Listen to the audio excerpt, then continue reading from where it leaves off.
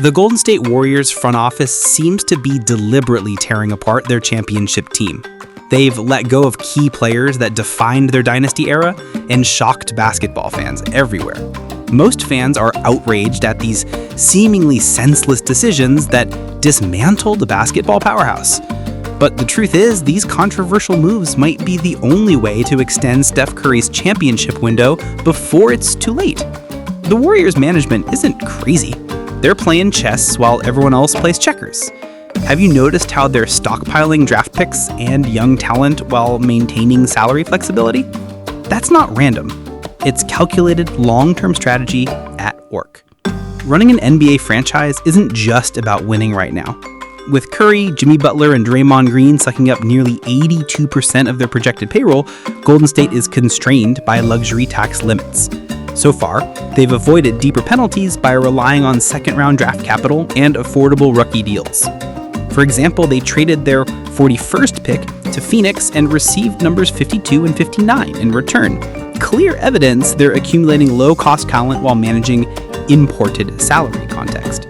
We're watching a franchise that intentionally sheds brand value now for optionality later, keeping assets, flexibility, cap maneuvers, and trade pathways wide open. The Warriors have reportedly pursued Al Horford and DeAnthony Melton, two veterans Curry supposedly cleared. Still, the front office hesitated. Horford might be inconsistent defensively and won't add the necessary athleticism. Analysts argue that signing a 39-year-old won't mask the shot blocking and length issues exposed against Minnesota last season. Melton represents the archetype they need: young, athletic defender, floor spacing, capable on and off ball. The front office may prioritize him and defer Horford, or trust Quinton Post, their 2024 second-round gem, to develop eventually into the modern stretch five. It's about making tough calls that fans might hate in the moment, but could pay off later. Just look at how they handled the luxury tax situation. Staying above it would have crippled their future moves. The Warriors are walking this tightrope every day, balancing present glory with future stability. They're trying to keep Steph Curry happy with a competitive team while also planning for when he's gone. Trading fan favorites hurts, but sometimes it's necessary to avoid a complete collapse later. Think about it. Would you rather have 2 more decent years and then fall off a cliff, or make some painful changes now that might give you 5 more shots at a title?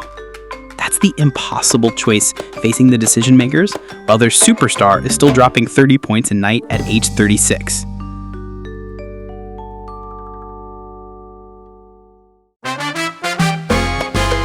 Remember when they let go of Klay Thompson after 13 seasons together? Fans were devastated seeing one half of the Splash Brothers leave for a rival team. His shooting slumps and defensive decline forced their hand, even with all that history.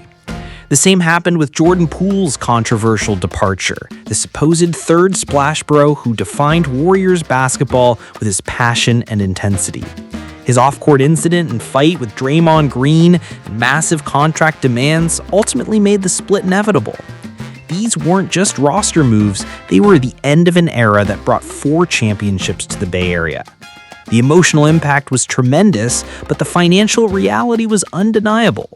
Let's be real. Following the Warriors' front office moves is basically a sport into itself these days. Every trade rumor sends social media into a frenzy with hot takes flying everywhere. Remember the meltdown when they considered trading for Paul George? Every draft pick is dissected like it could make or break the franchise. And at the center of it all is Jonathan Kuminga, the young star they absolutely cannot afford to lose in free agency. The 21-year-old forward has shown flashes of brilliance that could make him the next face of the franchise. His rim-rattling dunks and improving defense have fans dreaming of a post-Curry era that isn't completely bleak. His development represents everything the Warriors are trying to balance: present success and future potential. Let's discuss some potential trades or free agent signings that could help the Warriors contend. First of all, they need a center. Kevin Looney's departure thins Golden State's front court core, impacting rebounding, rim protection, and continuity in defensive rotations. His reliable minutes and chemistry with Curry and Green are non-trivial losses for playoff rotation depth. Let's talk trade target. First is Robert Williams III. Portland's rim protector is viewed as a premium anchor. Pros: elite shot blocking, switchable defense, high activity. Cons: might demand a major haul, likely requiring multiple picks, or young assets like Kuminga, Podskimi, or Moody. Another con too is health, having only played 61 games in the past 3 seasons. Potential deal: Warriors send Kuminga plus future picks to Portland for Williams III. Adds defensive backbone but costs long-term upside.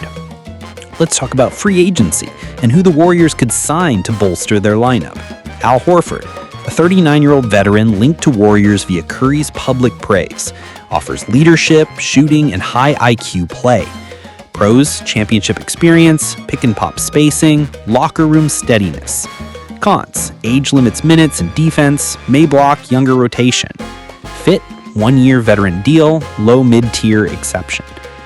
DeAnthony Melton played 6 games with the Warriors before ACL injury, averaged 10.3 PPG, 3.3 RPG, and 2.8 APG, was traded for Schroeder in December.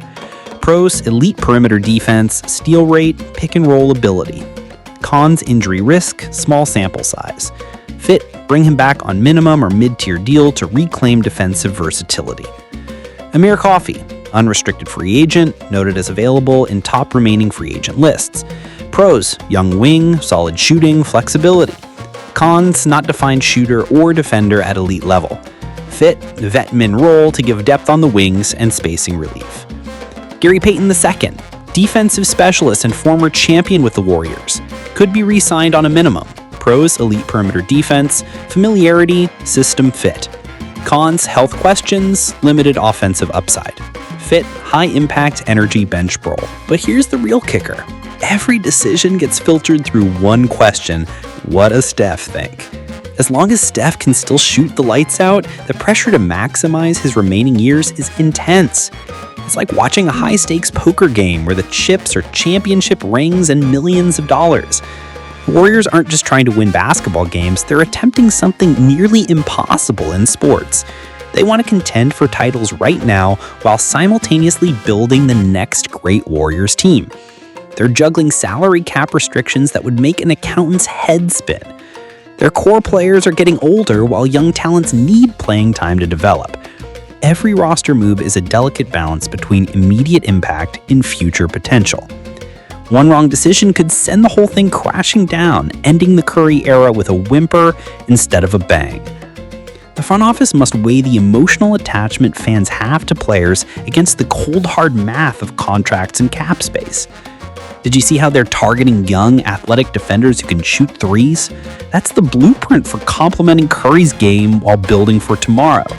They've also been aggressive in the trade market, pursuing stars who might be available while other teams hesitate. And all this pressure comes while operating in one of the most expensive markets in the country. The Chase Center wasn't cheap, and those luxury boxes need to be filled with a winning product. Every decision they make now impacts Curry's legacy and the franchise's future. And it makes you wonder, would Curry ever consider leaving to chase one final ring? Or is he committed to seeing this rebuild through?